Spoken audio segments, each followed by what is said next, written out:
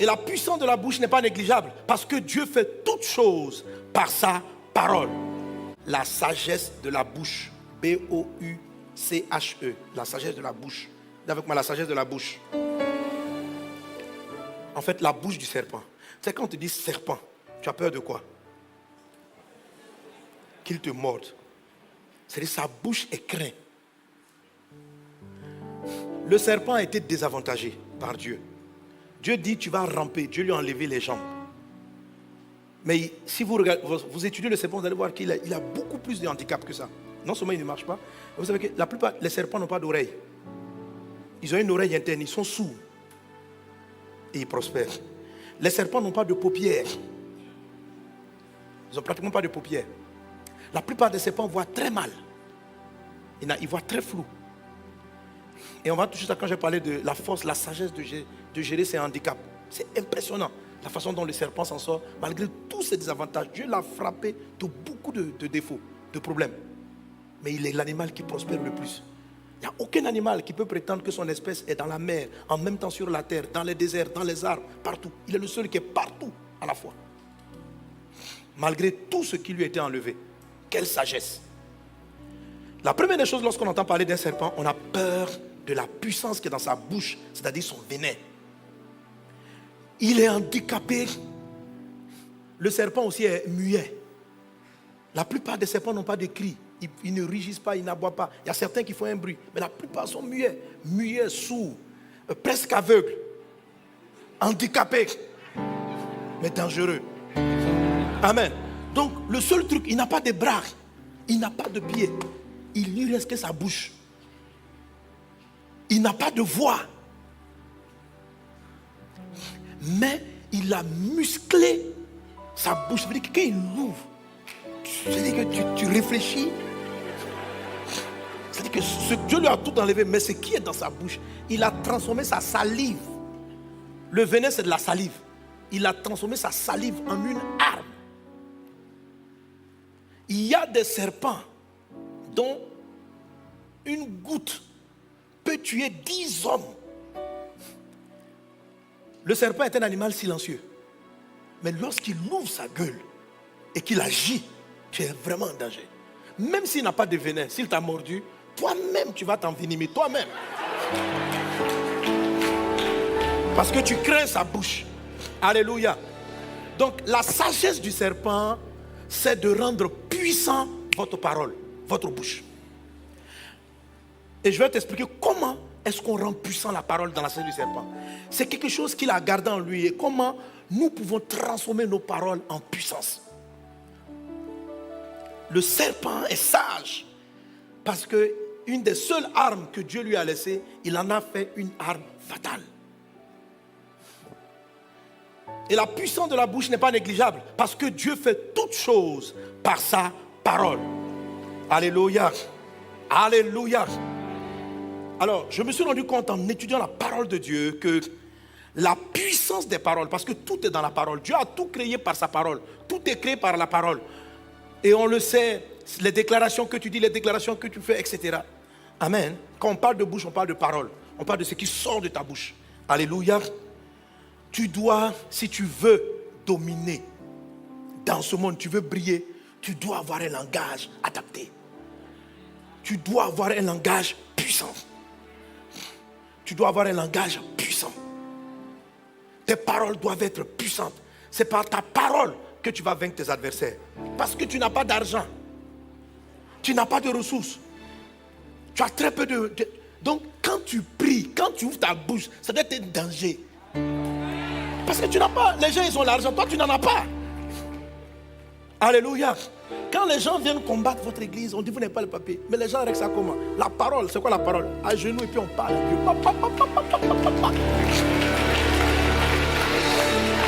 Alléluia. Ce qui sort de ta bouche, ce qui sort de ta bouche doit être puissant, doit être dangereux contre tes ennemis, contre l'adversité. Parce que si on n'a pas de bras, ça veut dire quand on dit que quelqu'un n'a pas de bras, ça veut dire qu'il n'a pas de relation. Il n'a pas de personne sur qui il peut s'appuyer. Il est seul. Tu n'as pas de bras, tu n'as pas de pieds. Mais qu'est-ce que Dieu nous a laissé? La parole. La parole qui a créé le ciel et la terre. La parole est notre venin. La parole est notre arme. Au commencement était la parole était avec Dieu, la parole était Dieu. Alléluia. Gloire à Dieu. Et ta parole tu dois faire en sorte que ta parole devienne un venin contre le camp de l'ennemi, un venin. Je me suis rendu compte que il y a une manière d'augmenter la force de frappe de ces paroles. Regardez, tout le monde n'est pas pareil. Il y a des gens qui se disent, regarde le paralytique, lève-toi, marche. Le gars se lève. Tu peux te lever, tu dis, lève-toi, marche. Rien ne va se passer. Quelle est la différence? Ce n'est pas le fait simplement, chacun l'a dit, lève-toi, marche au nom de Jésus. On parle tous du nom de Jésus, mais il va se passer cette différence. Premièrement, il y a bien sûr la différence de l'onction. Le pasteur, il va en parler hier, du revêtement de puissance. Ça, c'est important, c'est majeur. Amen. Mais je veux toucher d'autres points. Alléluia. Une des armes qui font que ce qui sort de ta bouche est puissant, c'est le silence. Ouais. Le silence. Le silence. Et la sagesse du serpent, c'est qu'il ne parle pas beaucoup. Mais quand tu le vois, ce qu'il a gardé en lui n'est pas bon pour toi. C'est-à-dire qu'il est calme. Mais ce qui va sortir est dangereux. La force du silence. C'est-à-dire pour développer, parce que c'est une sagesse, comment la parole peut être rendue puissante. Alléluia. Est-ce qu'on est ensemble? Gloire à Jésus. La Bible dit, parlons un peu du silence. Vous connaissez beaucoup de passages sur la valeur du silence. Amen. Regardez par exemple dans le livre de Josué, chapitre 6, verset 9. Lorsque Israël devait faire tomber la muraille de Jéricho, Canaan, c'est la terre promise. La première ville qui se dresse devant Canaan, les premiers géants, c'est la ville de Jéricho avec une muraille imprenable. Mais Dieu va utiliser la puissance de la parole pour faire écrouler la muraille de Jéricho. Les Israélites vont pousser des grands cris. Mais regarde avant de pousser les cris ce qui s'est passé. La Bible dit, verset 9, les hommes armés marchaient devant les sacrificateurs, sonnaient des trompettes à l'arrière-garde et l'arrière-garde suivait l'arche. Pendant la marche, on sonnait des trompettes. Note bien, on sonnait des trompettes. Verset 10, Josué avait donné cet ordre au peuple. Vous ne crierez point. Vous ne ferez point entendre votre voix. Et il ne sortira pas un mot de votre bouche jusqu'au jour où je vous dirai pousser des cris. Alors vous pousserez des cris. Alléluia. Donc ce qui s'est passé, c'est que pendant les 6 jours où Israël a fait le tour de la muraille de Jéricho, il devait le faire. Il dit qu'un seul mot ne sorte pas de votre bouche. Ils étaient comme ça. On dit un seul mot. Tu ne peux pas dire bonjour à ton ami. Et quand Jésus envoie les disciples, Jésus envoie les disciples prêcher la bonne nouvelle. Regardez ce qu'il dit. Il dit en chemin, ne répondez même pas aux gens qui vous saluent. Restez silencieux. Je dis, mais c'est quoi le silence? Pourquoi tu exiges que les apôtres que tu envoies soient silencieux avant d'arriver à leur destination?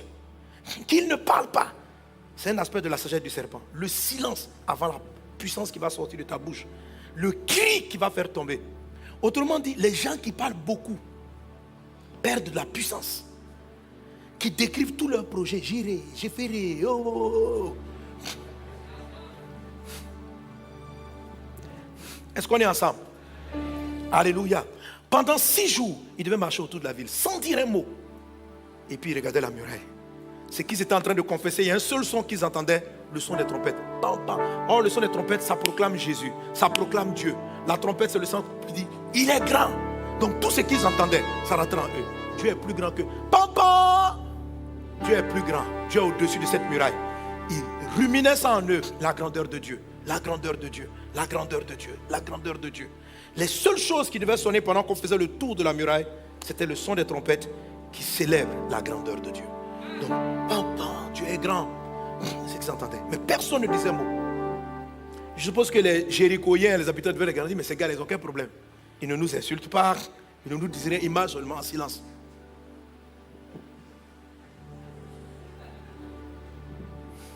Jésus a dit aux disciples, quand vous partez prêcher, ça va sachez garder le silence. La Bible dit, alléluia, garde le silence, l'Éternel. Exode 14, 14. L'Éternel combattra pour vous et vous gardez le silence. Alléluia. Ecclésiaste chapitre 3, verset 7. La Bible dit, il y a un temps pour se taire, il y a un temps pour parler. Tu vois que le fait de se taire précède la parole. Il y a un temps pour se taire, il n'y a pas un temps pour parler. et puis un temps pour se taire. Il y a d'abord un temps pour se taire avant de libérer la parole. La parole puissante que je peux appeler la sagesse du venin, c'est comme un lance-pierre. Tu prends le temps de reculer, de dire dans ton cœur tes victoires, ce que Dieu va faire, avant que ça ne sorte de ta bouche. Quelque chose de puissant va jaillir de toi. Alléluia. Gloire à Dieu. Alors, dans le silence, c'est le silence. Il dit que personne ne dise un mot. Ça ne veut pas dire qu'on ne se disait rien à l'intérieur. Bien au contraire. Il y a des choses qu'on se dit à l'intérieur. C'est ça la force du venin. Le venin, c'est quelque chose qui sort de l'intérieur du serpent. C'est quelque chose, à l'intérieur de lui, il a changé ses salives. Il a fait en sorte que son crachat, sa salive, soit différente de toutes les autres espèces animales. Il l'a forgé, il l'a alimenté dans l'intérieur. C'est ça la puissance de la sagesse du serpent. Quand vous êtes là, quand tu es en train, tu marches et que tu veux conquérir une nation, tu veux prendre les territoires, ne parle pas beaucoup. Passe et puis dans ton cœur déclare: mon Dieu me donnera ce territoire. Mon Dieu le fera. Mon Dieu le fera. Mon Dieu le fera. Pourquoi le silence est important? Parce que c'est important que toi-même tu te persuades. Il est important que toi-même, à l'intérieur de toi, tu bâtisses cette profonde assurance que tu vas briller. Et que ta lumière va prendre le dessus. Il faut que ça boue en toi. Il faut que ça devienne ta pensée. Il faut que ça règne en toi. Tu dois regarder, tu dois voir les territoires. Et puis tu dois voir dans ton cœur que tu les prends. Ne parle pas vite. Parce que quand tu vas parler, ça sera puissant. Il y a eu 6 jours pour rester silencieux. Un seul jour, lorsqu'ils ont crié, ah, le mur est tombé. C'est une parole qui vient de 6 jours en train de dire que Dieu est grand. Dieu est grand au-dessus de ce problème. Dieu est grand au-dessus de ce problème. Dieu est grand au-dessus de ce problème. Souvent, lorsque vous êtes confronté à certaines maladies, à certains problèmes, ne vous précipitez pas. C'est la raison pour laquelle on passe du temps dans le jeûne. Le jeûne, c'est pour prendre le temps, être avec Dieu, méditer, penser à soi-même. De sorte que lorsque tu sors, Jésus a dit, ce type de démon ne sort que par le jeûne et la prière. Mais le jeûne, là, c'est le silence. Va t'enfermer. Grandis. Parce que le démon vous dit, pars, il ne part pas. Ce type de démon, il a besoin de plus de temps silencieux avec Dieu. De sorte que lorsque tu te lèves et que tu sortes, ce soit un venin mortel. Sois puissant en parole. Alléluia. La Bible décrit Moïse, Jésus, comme étant puissant en parole. Il y a des gens qui sont puissants en parole. Et une des caractéristiques de Moïse qui est cité puissant en parole, c'était sa patience et son silence. Il était puissant en parole. C'est des gens qui ne parlent pas pour parler. Quand ils parlent, c'est très dangereux. Sois de cette catégorie. Parce que tu crées tout par ta parole. Tu vas prendre les territoires par ta parole intérieure. Tu regardes les choses et puis tu dis Jésus dans ton cœur. Dans le monde des médias, Seigneur, utilise-moi, utilise-moi, utilise-moi, utilise-moi. Et tous les jours tu observes, tu regardes la télévision et puis tu rumines. Utilise-moi, utilise-moi, utilise-moi, utilise-moi, utilise-moi. Jésus, je veux aller sur ces plateaux. Jésus, je veux témoigner de toi. Jésus, je veux me tenir là, dans le monde des médias. Jésus, utilise-moi, Jésus. Et pendant que tu parles, la parole rentre en toi. Elle brise les fondements, les doutes, les peurs intérieures. Elle brise tout ce qu'il y a de doute en toi. Alléluia. Elle reforge ton environnement. Parce que quand tu as peur, tu n'es pas encouragé parce que toi-même tu cries, mais tu es encouragé par la victoire que tu te donnes à l'intérieur. Les lions sont tellement effrayants. On est au milieu des loups. Quand tu vois leur dents, ça fait peur. Donc tu dois te dire en toi, je vais le tuer ce loup. Je vais le tuer. Je vais finir avec lui. Je vais finir avec lui. Je vais finir avec lui. Et puis tu penses à ça. Sagesse du serpent. Est-ce qu'on est ensemble? Et au temps marqué, libère la parole de Dieu. En fait, qu'est-ce que tu dis en toi? Il ne faut pas penser n'importe quoi. Hein? S'il te plaît. Amen. Pense la victoire de Dieu. Pense les vertus de Christ. L'apôtre Paul pouvait dire dans le livre de 2 Corinthiens chapitre 10. Il dit, si nous marchons dans la chair, nous ne combattons pas selon la chair. Car les armes avec lesquelles nous combattons ne sont pas charnelles. Mais elles sont puissantes par la vertu de Dieu. Pour renverser des forteresses, nous renversons les raisonnements. Ici, l'apôtre Paul présente les forteresses mentales, les raisonnements. Et puis il dit, les armes avec lesquelles nous combattons sont puissantes par la vertu de Dieu. Dis avec moi la vertu de Dieu. En fait, ce que l'apôtre Paul est en train de décrire, c'est que pour terrasser les forteresses, mais il parle des forteresses mentales, des pensées. Ce n'est pas d'abord l'onction, mais c'est le fait de déclarer la vertu, c'est-à-dire les qualités de Dieu en toi. Je ne sais pas si tu comprends. Il dit, nous renversons les forteresses. Il dit, regarde comment il décrit l'âme. Il dit, car les âmes avec lesquelles nous combattons ne sont pas charnelles, mais elles sont puissantes. Qu'est-ce qui leur donne la puissance? Par la vertu de Dieu pour renverser des forteresses. C'est quoi la vertu de Dieu? Ce sont les qualités de Dieu. la grandeur de Dieu, la bonté de Dieu. Voilà ce que tu dis en toi qui vient terrasser les autres forteresses. Dieu aime l'homme, Dieu est bon, Dieu est patient et tu te donnes la vertu de Dieu. C'est ce qui renverse la forteresse. Ok? Ça brise tes doutes intérieurs. Dieu est au-dessus de ce problème. Dieu est au-dessus. Donc la vertu de Dieu, tu dois la déclarer en toi, en toi, en toi, en toi, en toi, en toi, en toi. Les caractères, les qualités de Dieu, la parole de Dieu. Tu la médites. Le mot méditer, c'est pas... Quand on dit la méditation, c'est quelque chose qui rentre dans ta bouche, qui entre dans ton cœur. Tu lis la Bible, tu écoutes. Est-ce qu'on est ensemble? Et à un moment donné, maintenant, il y a le temps maintenant de relâcher ton venin. Et ce sont les paroles que tu prononces. Ça, c'est la sagesse de la bouche. Est-ce qu'on est ensemble? Alléluia. Gloire à Dieu. À un moment donné, tu déclares la parole. Amen. Hier, le pasteur Mathieu a prêché. Il a dit... Pierre avait échoué tout le temps, mais il a dit ceci: mais sur ta parole, je vais jeter le filet. La parole de Jésus était puissante.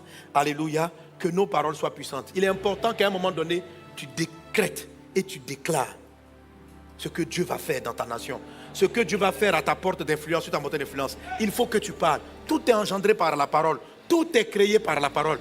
Il faut qu'un prophète annonce. Il faut que tu parles par l'esprit. Alléluia. La Bible dit que même l'insensé, lorsqu'il s'était, il paraît sage. Donc, la sagesse même se trouve dans le calme qui précède l'action. Est-ce qu'on est ensemble? Amen, amen, amen, amen, amen. Amen. Gloire à Dieu. Dans ton être intérieur, tu dois prendre le temps de refuser la force des forteresses devant toi. Les géants qui sont devant toi. Tu dois regarder et puis ne pas avoir peur d'une sphère. Ne pas avoir peur d'un pays. Ne pas avoir peur de la France. Ne pas avoir peur. Tu dois traiter ça en toi avant de l'affronter dans le monde réel. Il y a une chose que j'aime bien, c'est la victoire de David contre Goliath. Vous savez, Goliath et la France, les pays, les nations sont devant nous comme des Goliaths, des sphères habitées par des géants. Et Goliath était un exemple. Et Goliath, qu'est-ce qu'il faisait? La Bible dit, 1 Samuel 17, verset 11, Saül et tout Israël entendirent ces paroles du Philistin et ils furent effrayés et saisis d'une grande crainte. Saül et Israël entendirent ces paroles. Vous savez, quand j'ai lu le verset 11, j'ai compris qu'en fait, les Israélites n'avaient pas peur parce qu'ils voyaient Goliath. Non, ils avaient peur à cause de ce que Goliath disait. Il a dit, Saül et tout Israël entendirent ces paroles du Philistin et ils furent effrayés. Donc ce qui les a effrayés, ce n'est pas la vision de la corpulence de Goliath. Ce qui les a effrayés, ce sont les dires de Goliath. Goliath disait, je vais vous tuer. Je vais vous manger. Écoutez frère, chaque jour quand nous passons dans la rue, on entend les Goliaths. Toi un petit comme ça, tu vas faire quoi ici? Tu peux réussir dans quoi? Tu connais quelqu'un ici qui s'en est sorti? Tu rentres dans un domaine, tu vas influencer. Toi tu es là, tu ne t'entraînes même. Mais tu es un petit. Dieu nous a pris faibles. On est devant des Goliaths, des loups, et nous sommes des brebis. Est-ce qu'on est ensemble? Et chaque jour le monde nous ramène. Comment nous n'avons pas de ressources pour bâtir? Comment nous n'avons pas assez d'argent pour mener des croisades? Comment nous n'avons pas? On entend ça tous les jours. On entend ça tous les jours. Alléluia. Gloire à Dieu. Ce qui me plaît, regarde le verset 16. Il est dit au verset 16 de 1 Samuel 17. Le Philistin s'avançait matin et soir. Et il se présenta pendant 40 jours. 40 jours, c'est les épreuves.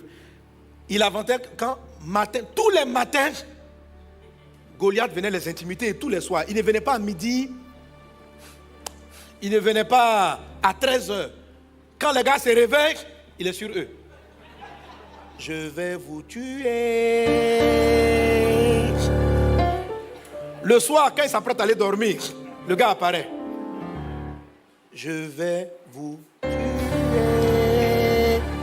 Alors, le but de Goliath, je me suis dit, mais Dieu, pourquoi tu précises qu'il attaquait? Il venait parler matin et soir. Il ne venait pas à midi, il avait le matin. En fait, le matin pour polluer ta journée, le soir pour polluer ton sommeil. Donc, 24 sur 24. Alléluia. Donc, amen. Quand tu entends les paroles de ton patron, tu entends les paroles du système, tu entends que tu n'as pas d'argent, tu entends que la science ne peut pas faire ceci. Donc, et tu dors avec cette pensée. Tu vas mourir, je vais finir avec toi. Quand tu te réveilles le matin, oh Jésus, un jour nouveau s'élève. Tu vois, quand tu vas sortir de ce programme, j'ai fini la conférence. Goliath attend la sortie. Et le matin, lundi matin, au sortir de la conférence, je suis là. Tu veux sortir de quelle pauvreté? Je vais te t'appauvrir. La voix de Goliath s'entend tout le temps. Et nous sommes ces brebis là au milieu de ce genre de loup. Et la façon dont David l'a terrassé, c'est extraordinaire. Amen. Alléluia. Et quand il arrive vers David, il tente à l'intimider. Il ajouta, verset 44 maintenant, Goliath ajouta, viens vers moi et je donnerai ta chair aux oiseaux du ciel, aux bêtes des champs. David dit aux Philistins, tu marches contre moi avec l'épée, la lance et le javelot. Mais moi je marche contre toi au nom de l'Éternel des armées, du Dieu de l'armée d'Israël que tu as insulté. Alléluia. David avait des pierres, David avait une fronde. Mais David ne s'appuyait pas sur ses armes. David s'appuyait sur Dieu. Ce sont les choses que tu dois te dire en toi. Tu n'es pas d'une grande famille. Tu n'es pas le fils du président. Tu as été pris parmi tous les faibles. Mais c'est toi que Dieu a choisi pour changer le monde. C'est toi que Dieu a choisi pour briller. Donc, dans ton cœur, redis en toi constamment. Je n'ai pas les armes des autres. Toi, tu arrives avec ton épée. Moi, je viens au nom de mon Dieu. Je viens au nom de mon Dieu. Je viens au nom de mon Dieu. Je viens au nom de mon Dieu. Je n'ai pas vos armes. Je suis handicapé. Ça, c'est le serpent. Je n'ai pas vos bras. Je n'ai pas vos pieds. Je suis sourd. Je suis muet. Mais j'ai une chose que Dieu m'a laissée. La parole, ma bouche. Je transforme ça en arme. Et c'est très important que tu aies le contrôle de ta bouche. En faire de sorte que ce qui sort de toi vienne de Dieu. C'est un premier élément de la sagesse du serpent. Alléluia. Et quand Goliath a fini de dire ça, regarde ce que David lui a répondu. Verset 46. Aujourd'hui, David lui dit, bon, tu marches contre moi avec l'épée, la lance, le javelot, et moi je marche contre toi au nom de l'Éternel des armées que tu as insulté. Regarde, aujourd'hui l'Éternel te livrera entre mes mains, je t'abattrai, je te couperai la tête. Oh, j'aime cette phrase. Dis avec moi, je te couperai la tête. David n'avait pas d'épée, mais il savait qu'il allait couper la tête. Ça veut dire que dans son cœur, il avait déjà fait le plan, je vais lui prendre son épée et je vais lui couper la tête. David n'avait pas d'épée, mais il annonce à Goliath, ta tête va sauter. Avec un caillou, 5 pierres, comment on coupe une tête? Ça veut dire, son plan d'attaque était là. C'est des choses qu'il était en train de se dire. Et quand il a parlé, c'est exactement ce qui s'est produit. Goliath est tombé, David lui a retiré l'épée, il lui a coupé la tête. Il était rempli d'une sainte colère. Ce qui s'est passé en lui était terrible. C'était terrible. Il faut que tu sois quelqu'un comme ça. C'est-à-dire que ton cœur est rempli d'une hargne, d'une détermination dangereuse. Et ça, c'est le silence et ce que tu dis en toi qui font ça. Il faut que tu aies, je ne sais pas, ça dit que souvent les gens me demandent, pasteur, que tu n'es pas fatigué. Mais en fait, c'est comme si ce que je me dis en moi constamment, les âmes meurent, il faut qu'ils soient au ciel. Les âmes meurent, Jésus veut les sauver. C'est ça, je chante ça constamment en moi. Ça crée une force intérieure. Et tu te donnes une puissance d'action et de parole. Que cela soit ainsi. Sois sage comme le serpent. Alléluia. Amen.